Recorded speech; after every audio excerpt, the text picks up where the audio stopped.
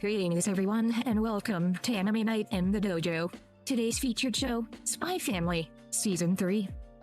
Yep, Spy Family, Season 3, Episode 2. Welcome back to the dojo. I'm Ryu. That's Age. We're back for more Anime Night in the Dojo. And, well, last week we had a fairly classic just family outing with Madness, and then we started the Frankie and Fiona ship. Tell me that's not going to be a thing. Look at me seriously and tell me that's not going to be a thing. But anyway, something that I knew would be coming would be Lloyd's memories, but as we can see in this episode title, we've got the traditional like a double feature kind of deal, you know, where the episode is split into two different skits. We got Avoid Getting Tanitra's Bolts and then Blankety Blank Blank's memories, meaning Lloyd's, whatever his real name is. But next episode, we can see it right there, nothing you can do about it on the Crunchyroll player, or anywhere else really. It's already been released in the sub, so it's going to be there. But it's going to be an entire episode and a half dedicated to Lloyd, or whatever his real name is. Maybe we'll get that. So we figured at some point we get Lloyd's backstory. You know, what happened, obviously, you know, something happened with his family and he didn't want what happened to his family to happen to anybody else. That's why he became a spy. So obviously he had a tragedy befalling at least his mother, because that's who he talked about remembering. You know what I mean? Yeah. And why Yor reminds him of his mother, that kind of thing. So we've pretty much gotten all of like the Briar's backstory at this point. I don't know if there's anything that they can really throw in there outside of just more like random flashbacks to like Yuri eating Yor's food and dying, basically. So we pretty much have all the Briar's backstory. Maybe not how Yor became an assassin, but they kind of like touched on it when she was younger. It's like, I had to do this, so she got the job, and I don't know if they'll ever expand upon that. But for the Lloyd stuff, we basically have nothing outside of something tragic happened with at least his mother, and obviously she's dead, and that's why he became a spy, but we don't know how or why any of that stuff happened. You know what I mean? Yeah. Was it part of like the Estonian versus Westalis conflict, that kind of thing? More than likely, obviously. So it'll be neat to kind of get into that as a thing for Lloyd's character, because he is a very solid character, and I've mentioned this before. He's one of the more put together characters in anime in the last several years. So getting his full backstory will be a pretty big deal. So anyway, something we decided at the end of campfire cooking was for the reaction stuff is we're going to try to talk a little bit less or a lot less at the end of the reaction stuff, because that's all it's supposed to be, is a timer reaction, and we'll just be like, yeah, the episode was solid, you know, we got this, this, and this, and not talk for an extra like 5 minutes and have that removed from the actual review and discussion part, and then have to rehash stuff. So I now have that in my head. So if you guys really want to see the full review and discussion, that's there on YouTube, and that's why we split it up. So yeah. Yeah, once again, the YouTube side of things is supposed to be us talking about it. Yeah. The Patreon is just supposed to be us watching it and potentially like having the couple things we feel like we should say mid-episode. Yeah. So we'll work on that, because as we mentioned at the in the campfire cooking episode there, that it's getting worse because we just want to get into the discussion and stuff like that, and then we talk for like 5 minutes, and I'm like, okay, there's a good stopping point to cut off the Patreon part of the video. You know what I mean? So that's not how it should be. Just a heads up for that. But anyway, let's push some buttons here and get going. So if you're on Patreon, you'll see the timer reaction as always, and if you're on YouTube, review and discussion after the edit. So push some buttons and get going here. So here goes some. Well, alrighty then. Totally not Dolores Umbridge. Totally not. Madame Slug, I believe, was her name. Something to that end. Once again, fairly German, that kind of thing. That's what this whole area has been pretty much about, kind of thing. Yeah, it's East versus West Germany. Yeah, pretty much. So also, this guy has one hell of a haircut. Or aide there that's carrying the little chest of what is easily hundreds of Tanitra's bolts. Does slamming Tanitra's bolts into a child's head not count as child abuse? Is that okay discipline, I guess, for Eden College? Is that what that is? You know what I mean? But it will be interesting to see if she's like a recurring character that causes problems, because once again, Anya now has 2 Tanitra's bolts. It was what? It was 8 stars to become a scholar, or 8 Tenitris bolts to be I expelled. believe it was 7 stars. What was it? 7 and 7, and this was her first one. Then did she? I thought she got one. It was definitely. What was it 7 and 8? I'd have to go back. It was 8 bolts to be expelled, but I'm pretty sure it was 7 stars to become a scholar. Yeah, it's been a minute, so it's in there. But either way, it's always kind of interesting to see like situations with like students like this that are you think about how like it's like, oh yeah, the first years are super annoying, but even though this is a college, it starts at like, you know, what would be the equivalent of like first or second grade. You know what I mean? So these guys are this is a I don't remember the fucking term for it, full course or whatever, private school. Yeah. Where it starts K through college. Yeah. So it's always kind of weird to have like guys that are clearly like early teenagers, like, oh yeah, these first years are super annoying. When you think first years, it's just like you usually think like a senior or a junior is complaining about like freshman class, you know, people that are like 2 or 3 years younger than them. In this case, they're talking about kids that are like 6 or 7 years younger than them. So yeah, they're little kids. What the hell did you expect? You know what I mean? Imagine complaining about little kids being little kids. That's crazy. I know it's like the prestigious Eden College and stuff like that, but you know, it seems like random stuff slips through the cracks because you got, you know, not Takamichi and not Mikey over here.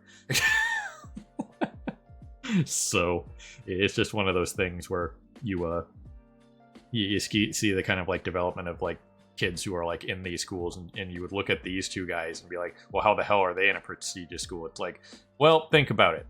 Think about the situation they're in. They're probably forced into it, and rebellious phases are a thing.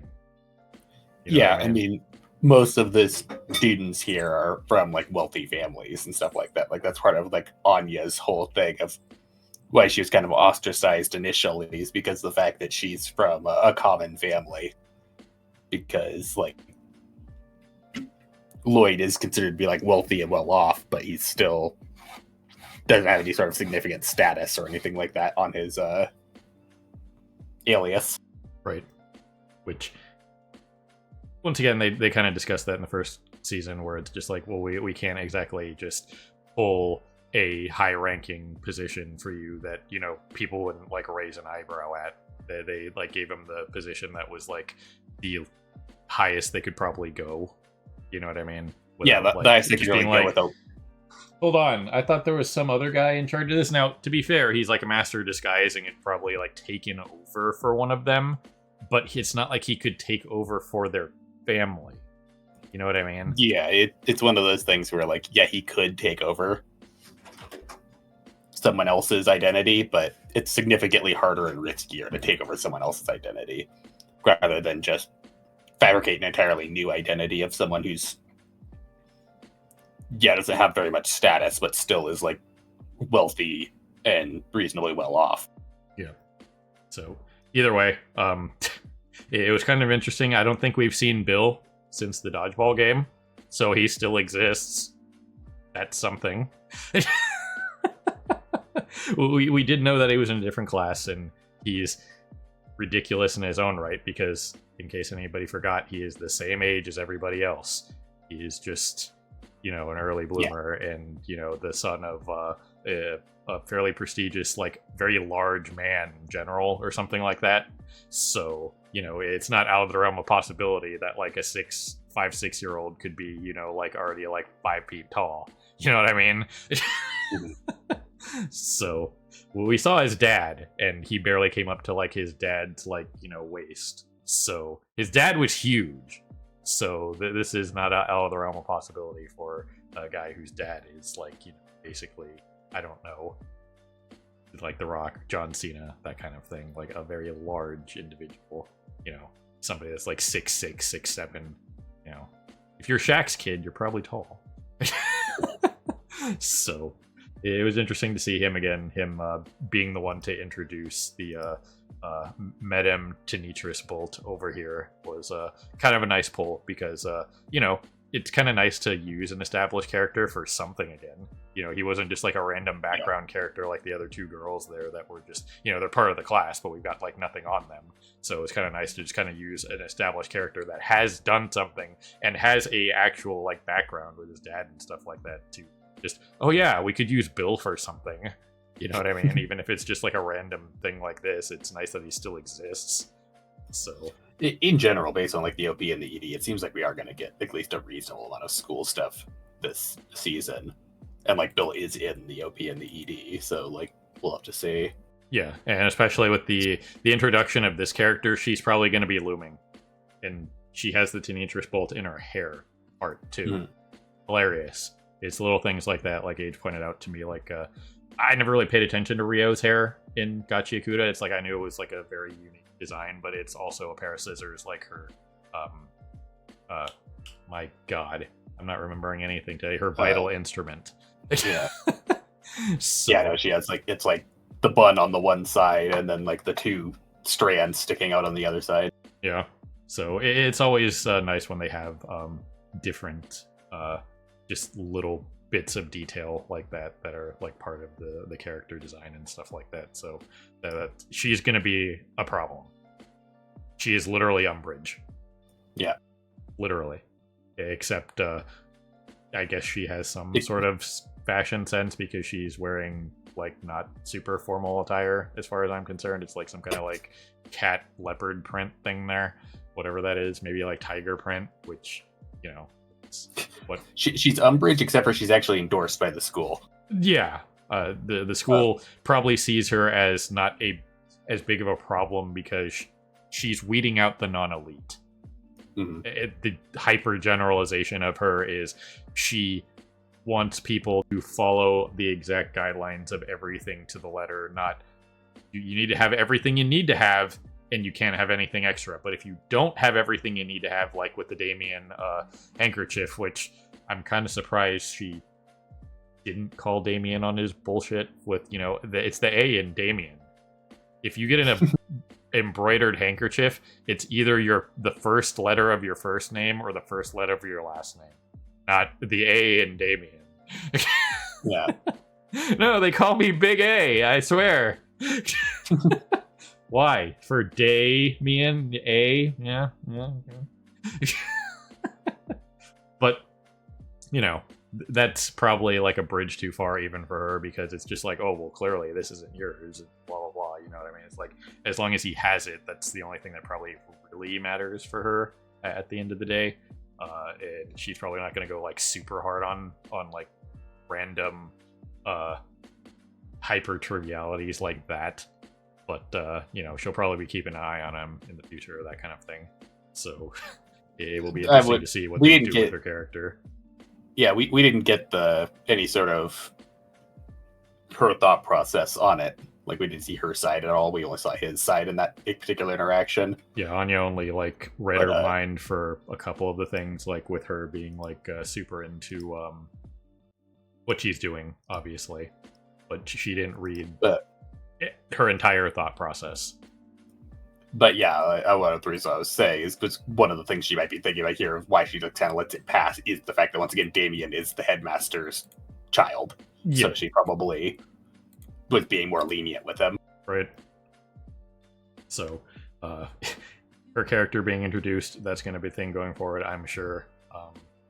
If anybody, it'll be interesting to see if it gets to the point where like Anya's like riding the lightning, unintended, of she only needs one more. Is she gonna get rapid fired because Medem Tenitris Bolt over here, part of her thought process was, I'm willing to give out 2 at a time, and I'm gonna threaten a third. You know what I mean? So yeah. She's not above just not just blanket giving them out. You know what I mean? So it's not like if you do something egregious, like say the kid that they caught smoking. If there's no limit, you could just immediately go, here's 5. Smoking's horrendous. What are you doing? You know what I mean? Yeah. That's worth 5 Tenitris Bolts. I'm sure it's not just, anytime you would get a punishment, it's probably not limited to only 1. You know what I mean? I'm sure there's probably like Yeah. offenses that are like, are you kidding me? That's worth 5. You know what I mean? Yeah, it probably is allowed to for more egregious things to denote getting more bolts than one, but once again, well, Lloyd freaked out at the end there that she got another bolt. As long as she doesn't hit 8, it's fine. And Yeah. her actual mission here is still Damien. Yeah. But Like- it's it's one of those things where if you just kind of like see it happening again, it's just, oh no, I can see my plan unraveling, because it's she didn't even get to really like explain herself either. It's like, yeah, I got a tenacious bolt, not just, well, there's this new lady at school that apparently gives them out, and maybe at some point Lloyd will like look into her.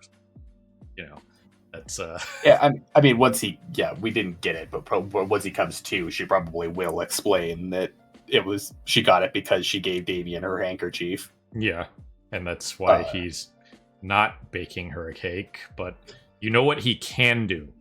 He can buy a new Crunchyroll player. Because it doesn't end. Hey, there was smoking in this episode. Yeah. And profanity and violence. So, you know. Anyway. But, yeah, it's just one of those things with Lloyd is again, you know, Stella's needed to become an Imperial Scholar 7. Now, does that mean overall, and then bolts till expulsion is 6? So we know she does have a star. So, okay, so it is 8 then. So I assume it's 8 and 8 then. Yeah. But yeah, no, once again, as long as she doesn't actually get expelled, she's fine, because really all they actually need her there for is just to be at the school. Yeah. Because her being at the school gives Lloyd the opportunity to interact with Damien's dad. Yeah. Like I already did that one Preferably. time. So. Yeah, preferably she becomes a scholar, because then that makes her... It's much easier to interact with him, because then she's one of the elite students. But really, just as long as she stays at the school, the mission is still on track. Yep. And the more she ingratiates herself to Damien, the better, because that's another in to the family. Yep. So, I did get a random spoiler about what's coming after all this Lloyd stuff, and I think it's going to be funny as hell from what I saw. So, I'll wait to talk about it, because it's kind of a big deal. Or it should be a big deal, based on the couple stills that I did see. And I was like, oh, I shouldn't be looking at this, but I already saw it. But, you know, it was what it was. It's not like I saw like a massive clip. I just saw like 2 or 3 still frames of it's probably like episode 5 or 6, something like that. Whatever just came out in the sub. So yeah, but that's going to be a big deal. But I suppose one of the big real questions about this situation, though, is will or will not Anya actually carry 2 handkerchiefs on her at all times now? Yeah, well, will that be a thing? Because she almost went full Lloyd until she didn't. She had a random piece of Bond's kibble instead. So, you know, that is what it is. She had the spark moment of like, oh wait, this is totally what Papa would do, and so she does it. But then it occurs to her like, oh wait, I'm not nearly as smart as him. I didn't actually prepare to do it. Yeah, you just thought about it. So, either way, we got into Lloyd's backstory as a child, that kind of thing. Typical kid stuff, you know, what you would probably do in, you know, back in the day. I'm sure kids in Europe, you know, did this kind of stuff, you know, when war was being talked about as a potential thing, that kind of thing. Even to this day, they probably do it. So, you know, this was something you'd probably see in any town in any country, that this would be happening in fictional or otherwise.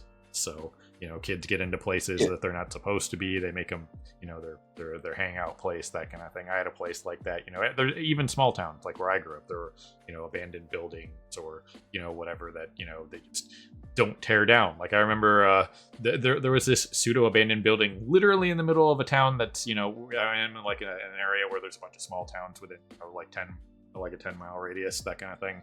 and like one of the towns over had this like really really old building from like the 20s, and like just decrepit and toast, and it's just kind of sitting there in the middle of like a fairly empty lot, next to a couple gas stations, like a big hotel on the other side of the street, that kind of thing. It was there since I was like 5 years old. 25 years later, 25 years plus later, they finally took it down. Like a couple months ago. Like I drove by and I was like, holy shit, it's gone. You know what I mean? It's just like, wow. And that's something you don't think about a lot of, is like, it costs money to demolish shit. Yeah. You know what I mean? And if they're cities and governments and stuff like that, they're more willing to just leave it there, because why are you going to spend money on something like that? It's the thought process. Even if it's just like a bad look or dangerous or whatever, it costs less money to do nothing. That's why a lot of shows like Bar Rescue exist, because nobody wants to spend money on maintenance and upkeep. You know what I mean? Maintenance and upkeep is a major thing with anything. You got to keep it going, otherwise you'll keep getting these helicopter crashes. You guys want to know why there's a lot of those helicopter crashes? That's why. People aren't keeping their shit maintained. They're not passing safety inspections. They're just being lax, and it's costing people their lives. You know what I mean? So it's not just pilot error. I can assure you that maintenance and stuff like that is a key factor in people not wanting to spend money on maintenance. And that's how you get stuff like this, is, old abandoned buildings and stuff like that. It's not going to be paid for to just remove it to make it not a potentially hazardous place for, in this case, kids to be. You know what I mean? Yeah, no, in general, yeah, a lot of those abandoned buildings they just get left until someone like purchases the lot. Property. Yeah. So buys up the property and then they pay to have it demolished. Yep. So if I ever bought a property like that, I'd rent a backhoe for a day and just run it over myself. You know what I mean? Look what Lloyd did with backhoe last episode. I mean, come on. If you can just force your backhoe to go at like 10,000% capacity, then why not? So, either way, just typical. This is the first thing that we've got like on the West. Yeah, this is both the first we got on the West and the first we've gotten pre-war. Yeah, because we got a little bit of like Lloyd's like flashbacks to like the tragedy, but nothing like this. Like just very quick, like when he was having that memory of his mother after Yor knocked him out for the third time or whatever. No, that was technically the only time she knocked him out so far. Was when he got like the chin monster thing. Yeah, like even the Yor backstory stuff that we got when she was younger. Since from as far as we can tell, she's younger than him. All the stuff that we got from them seemed to be going on during the war. Yeah. When she was younger and like taking care of Yuri and stuff like that. Right. So either way, it was nice to get a reasonable amount of stuff on the West. They purposely done this kind of obfuscating of the parents. It's just a typical thing that they do for various reasons. Yeah. But the one thing I will say about his dad, it's heavily implied here that his dad is from the East. Yeah, it's implied that while he could be just being like diplomatic and stuff like that, which it seems like he's some sort of like pseudo diplomat or something, or like a company liaison, like that goes around and does stuff, whatever his business is. He was very like critical of even like a young child, saying like, you don't know anything about the people in the East. You know what I mean? Which is an objective way to look at anything, obviously. Yeah, but most people don't want to do that. They have their biases. I don't take it as him actually being Estonian. I take it just as he's a diplomat. He's been over there, he's seen the people, and he just in general has a more diplomatic look on things of like, you're just being an idiot and you're following the propaganda, stop it. Yeah, which that very well could be the thing, but it's just one of those things where just from a writing perspective, that's usually what it could be. It's usually the go-to thing. It's like, oh no, this person is a Hatfield and that one's a McCoy. You know what I mean? That kind of thing. So we'll just have to see what it is. While it very well easily could just be him, being a very objective person, just being like, okay, so we need to have a sit-down talk about how not everybody in a country probably wants to go to war. You know what I mean? So it's just one of those things where you can't hyper generalize anything. It's like everything, every one of this is this, or every this is that. It's like, no, you have to take the individuals or major groups, in this case of the governments, that are making these decisions. And it's definitely one of those things that kind of hits hard, especially these days. So a lot of people look at Americans and they say like, oh, clearly they're all this or that. It's just like, no, not really. That's just the idiots in charge that we really can't do anything about. So as much as they think we can do something about it, not really. Not at the moment. So once again, that's a whole other discussion. But either way, it was nice to kind of get like that at least a little bit more on Lloyd's family, that kind of thing. Him actually having a dad, that to me is crazy. Aren't you not supposed to have a dad as an anime main character? What are you doing? How do you possibly have a dad? Yeah, protagonists aren't allowed to have it. Protagonists aren't allowed to have dads unless they're spirit. Yeah. So what the hell? Like, I don't get it. How does Lloyd have a dad? This is crazy. I can't believe you've done this. So either way, again, just typical, festival prep, that kind of thing. I think they're a little too hard on the kids. You know what I mean? With just like as a generalization, it's like I could understand if they were like, early teenagers and you getting on them, like, oh, how could you like possibly become a soldier if you're this? It's like, as like a generalization, you like tell kids stuff like that and whatever. But it's like they're doing literally the best they possibly can. You're asking like an 8-year-old to do reasonably difficult manual labor and you're getting on them? Come on. It's literally a physical limitation. Unless you're like Bill, you're not built different. Yeah, it also is kind of a product of the time. Because once again, this is supposed to be like the 20s or 30s, right? Ish. We haven't gotten like an exact time frame, but it seems like the present time is modeled more after being like the 60s and 50s ish. Right. Yeah, it kind of has that like weird nebulous state like that like Archer had, where everything was like late 80s kind of vibe, but everybody had a smartphone, that kind of thing. They had the internet. So there's this weird like just like mesh of different time frames from the real world. Like they have certain things that are like definitely newer, but then they do have more like cultural and things that definitely seem a little bit more like older, that kind of thing, or have like a Japanese influence, obviously because it's an anime, that kind of thing. But obviously they're going for East-West Germany, basically. So they also have alligators in southern Germany. Yeah, once again, we talked about this last season. I'd love to see a world map. You know what I mean? Like Fiona was either she went to a bunch of places, or man, they mentioned like the Southern Ocean, like when they went on the Princess Lorelei. It's like, what does this planet look like? Does it look like the One Piece map? Because holy crap, though, the One Piece map is insane. If anybody's ever seen that, you got the freaking red line and then the all the different oceans between the Grand Line. It's nuts. But yeah, I'd love to see a map of this place based on what we saw last season with the alligators and the like mangrove trees and what the you know what I mean? That's not what Germany looks like. The Code White movie made sense. There was snow and mountains and stuff. That's Germany.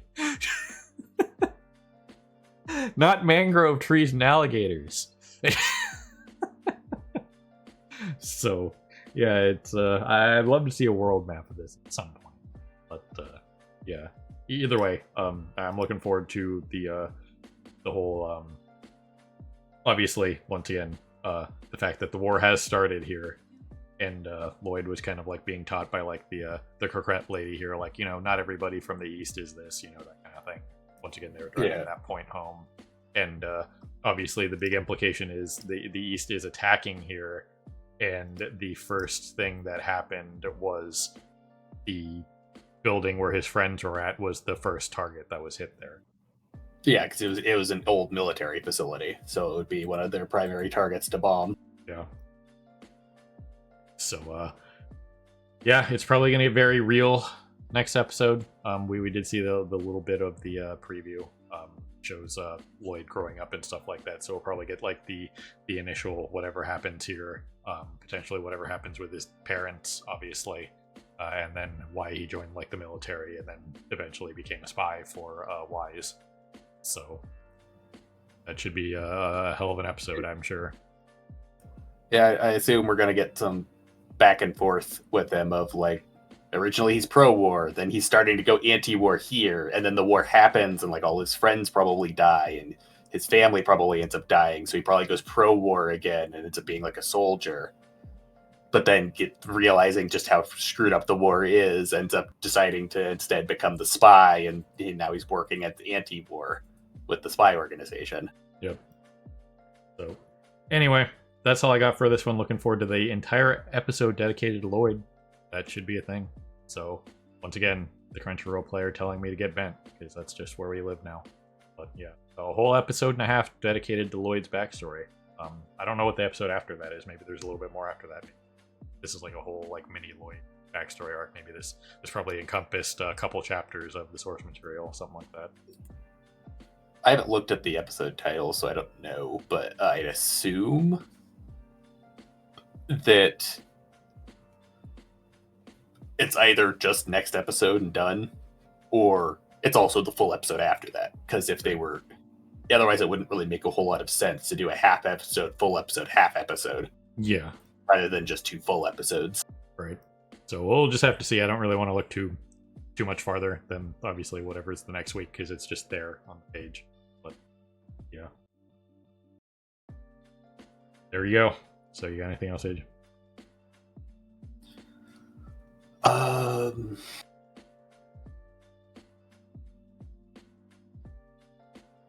No, not really. Alrighty then. Well then, ladies and gentlemen, people of YouTube, beyond, whoever you're watching, as always, we appreciate you stopping by and hanging out with us here in the dojo for more Anime Night in the Dojo, and this was Spy Family, Season 3, Episode 2. So have a good morning, evening, afternoon, whatever's for you. Have a good one. See you next time. Hey everyone, Victoria here. If you enjoyed the video, please consider pushing those like and subscribe buttons. Your support is greatly appreciated. Thanks again for your time, and we hope to see you again in the future.